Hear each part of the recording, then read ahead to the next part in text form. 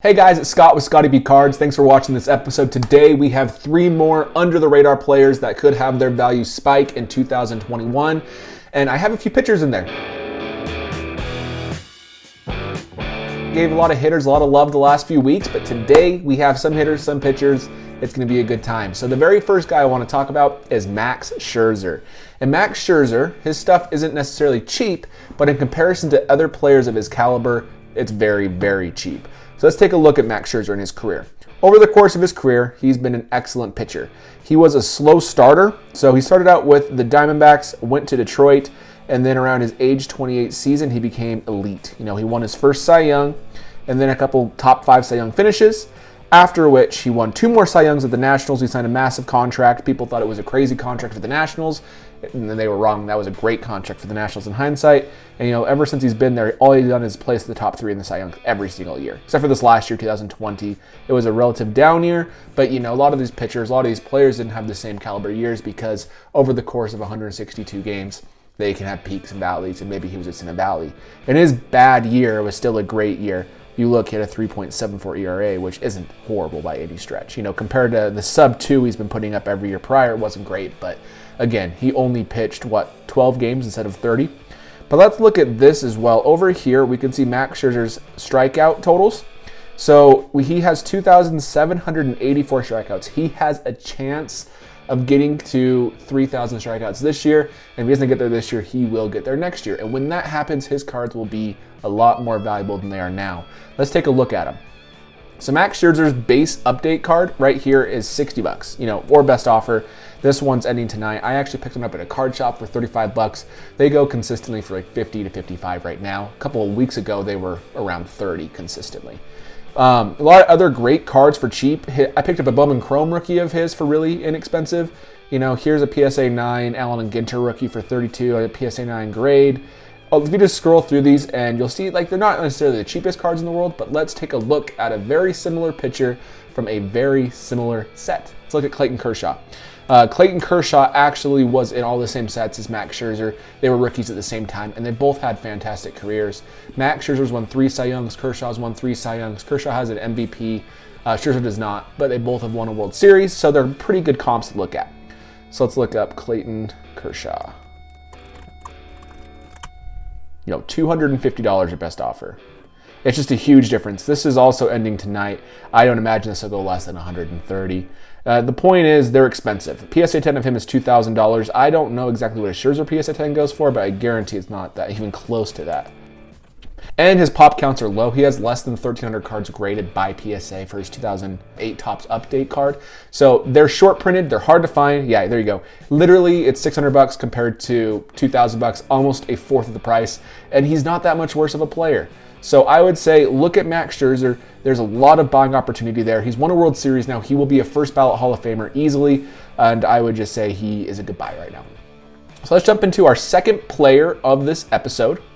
And that player is Mr. Trevor Story from the Colorado Rockies, the only good player we really have. We have Blackman, a couple of good players coming up. You have Marquez. Our pitching group's actually not bad. But Trevor Story is by and far the best player on the Rockies now that Arenado is gone.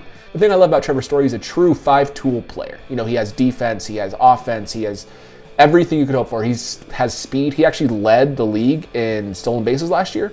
So here we go. He led the league in stolen bases. This is something I want to talk about here is his strikeout rate. He has improved on that every single year. And not only has he improved his strikeout rate, but his actual play has got more consistent. His rookie year, he was a phenom. Everybody wanted Trevor Story cards. He only played 97 games and had 27 homers. He finished 4th in Rookie of the Year voting, which I thought was crazy. Seager did deserve to win, and he did win. But the next year, Trevor Story had an awful year. Look at his OPS, 765 with 191 strikeouts. Bounced back this year. People didn't know if it was a fluke.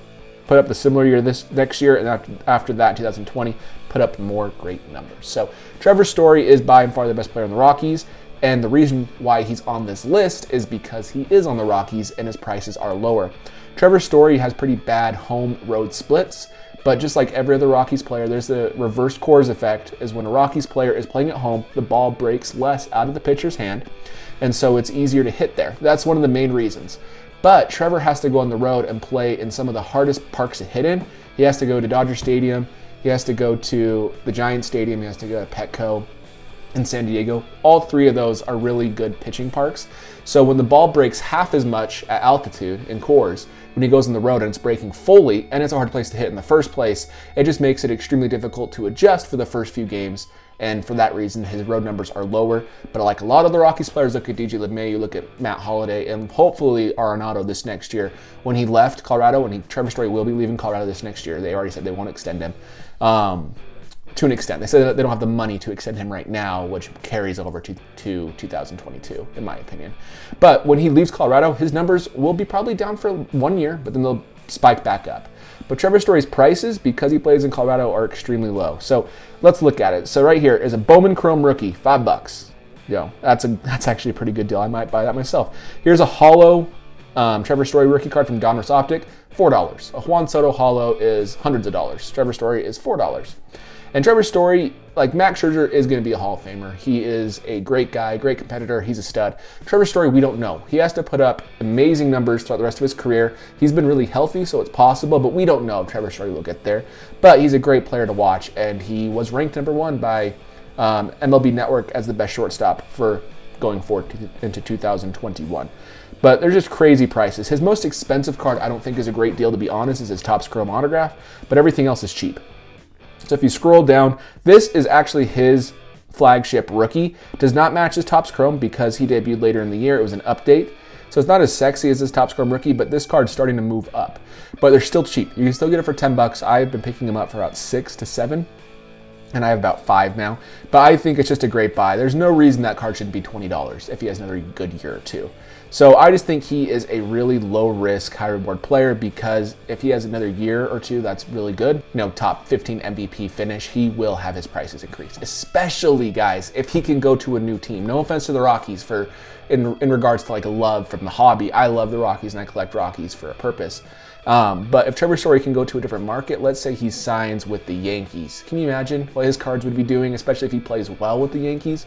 So I just want to point that out to you guys. Trevor Story is a fantastic buy. Just to keep scrolling, this is his color swap short print variation for $40. You won't be able to find deals like this on other star players currently. So check him out. Good buys there. I have picked up a whole bunch of his stuff, and I'm happy I have, because he's the best Rocky left, so I'll be invested watching a ton of their games this year. But just really good deals that are out there. Bowman Platinum rookie autograph for $31 or best offer, probably can get it for $20. That's less than a blaster box nowadays. You can get a Trevor Story rookie auto or a blaster with probably nobody good. So just my 2 cents. And the very last player I want to discuss is somebody some people might not know, and that's good. Good chance to buy. And that is Zach Gallen for the Arizona Diamondbacks. So Zach Gallen, if you look, he's older. He's 25 years old. But let me remind you, Max Scherzer was 28 when he became a really, really, really good pitcher. Zach Gallen got to the big leagues at age 23, and he actually was with the Marlins, went to Arizona, but he played well. If you look at his career ERA in the big leagues, 2.78. He has 178 strikeouts over 27 games, so he's probably 200 strikeouts per year pitcher. That will only get better as he ages, as he learns how to pitch. Diamondbacks Stadium is better to pitch in right now because they have the humidor now, which was implemented, which will make the ball not go as far, which is great for Zach Gallen. And on top of that, he is a true low risk, high reward. If you spend $10, buy 3 rookies of Zach Gallen, and he turns out to be not that great, that's okay. It's $10 compared to going for like Max Scherzer. He might be out of your price range. Zach Gallen's a good guy to buy. So let's go look at Zach Gallen's eBay. So here it is. Here's his Topps Chrome rookie card, $1.25. So that with free shipping, that's a good deal. Let's say Max Scherzer, his 2008 Topps update, he has Chrome rookies, about 500 were made, so it's not a good comp. So we'll compare this Topps Chrome Zach Gallen to Max Scherzer's base rookie from update. That's a $40, $50 card, and so this is $1.25. It could be, let's say 10 years down the road, if Zach Gallen becomes the pitcher that he has peripherals of, that could be a $20, $30 card pretty easily eventually. Pitchers are not hobby darlings like, Arenado or Trout or Mookie. Pitchers have a little bit rougher go, and that's why Max Scherzer is so cheap for how good he is. But overall, you can get Zach Gallen stuff for real cheap. If you got this for $26, a true RPA of Zach Gallen from Flawless, that's awesome. And this is out of 10, and it's bidding at $750 right now. I just think there's some buys, and if you're savvy and you look into his numbers and you like what you see, I think some people could be making money with him. The problem with Zach Gallen is just like Trevor Story, he plays out west for the Diamondbacks, which is not nearly as sexy of a team as if he was pitching for the Yankees. If Zach Gallen was with the Yankees, you would know all about him just because the media would be pushing him so much more. Look at Tyler Glasnow last year. Zach Gallen's numbers are better than Tyler Glasnow's numbers, but you've heard Tyler Glasnow simply because he plays for a better team. I wouldn't say better market because I don't know how the Rays market performs, but a better team for sure. So that is just the third player I want to talk about. Zach Gallen's a stud. Look into his numbers, look into his cards. Here's a Topps Chrome rookie auto for $25. Unfortunately, it is horizontal. So is Tatis that year. Actually, this is the next year. But, goodbye. I think I'm going to be picking up some of his cards. I actually went through all the old Topps Chrome I had. I found 4 rookies of his. So I'll probably get them graded because they look all really good. And if grading ever comes back down to earth in regards to price.